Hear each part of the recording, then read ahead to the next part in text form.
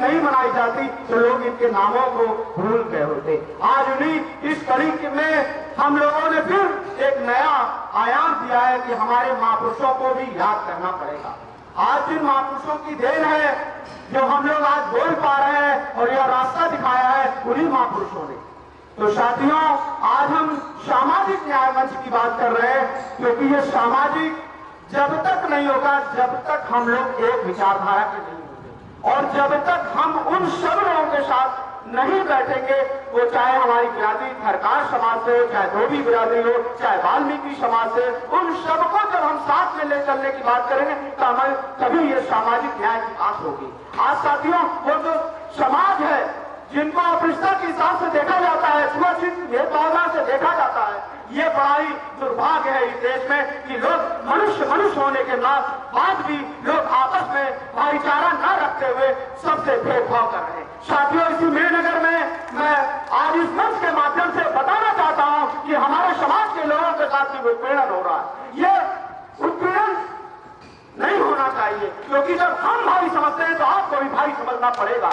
इस बात का इस मंच से मैं आप लोगों को आगाह करना चाहता हूं, और देश में, पूरे देश में ओबीसी, एससी और माइनॉरिटी के सभी लोगों को जगाने का काम हम लोग जो कर रहे हैं, ये जो है इस बात का संदेश देता है कि वो भी भाई हैं, और हम उनको जब तक भाई नहीं समझेंगे तब तक ये विचारधारा आगे नहीं बढ़ पाएगी। इस बात को भी हमें ध्यान देना पड़ेगा। आज जो है, जब तक कि इस उत्तर प्रदेश में जिस प्रकार से यासू भाई बैठे हुए राष्ट्रीय प्रवक्ता है राष्ट्रीय जनता दल के, और ये जो है वहां पे जेडीयू के भी समर्थक दल हैं, और मैं इनका भी आभार व्यक्त करता हूं कि उन्होंने बिहार से एक आईना दिखाने का काम किया है, जातीय जनगणना।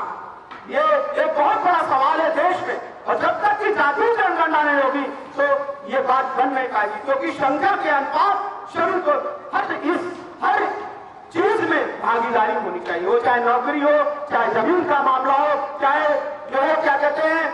शिक्षा का मामला हो, चाहे रोजगार का मामला हो, सभी क्षेत्रों में भागीदारी होनी चाहिए, वो संख्या के आधार पर होनी चाहिए। जब तक कि ये लागू नहीं हो सकता है तब तक कि हम बराबरी की बात नहीं कर सकते। लोग बराबरी की बात तो करते हैं मगर हो नहीं पा रहा है। लोग आज रोजगार, आज तमाम हत्याएं हो रही है, लोग युवा जो है क्या कहते हैं सड़कों पर लाठियां खा रहा है। भाई, शिक्षा होने के बावजूद भी आज हमारे तमाम साथी बैठे हुए हैं, तमाम बुजुर्ग दादा लोग बैठे हुए हैं कि उनके बच्चे आज पढ़े लिखे होने के बावजूद भी बेरोजगार हैं। साथियों, ऐसे संसाधन सरकार को भी बनाने पड़ेंगे क्योंकि नौकरियां तो बहुत कम हैं, और जैसा कि राजू भाई ने कहा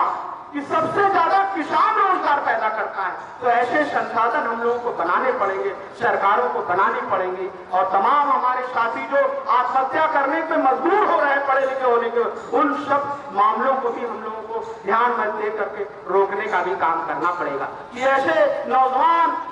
26 साल की उम्र में, 19 साल की उम्र में क्यों आत्महत्या कर रहा है, इस पर भी हमको गहन अध्ययन करना पड़ेगा, और सरकारों को इस पर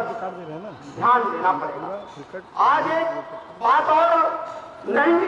उभर करके आई है कि लोकसभा में जो है कुछ युवाओं ने जो है पार्लियामेंट के अंदर घुस करके विरोध। ये क्या है? ये इसी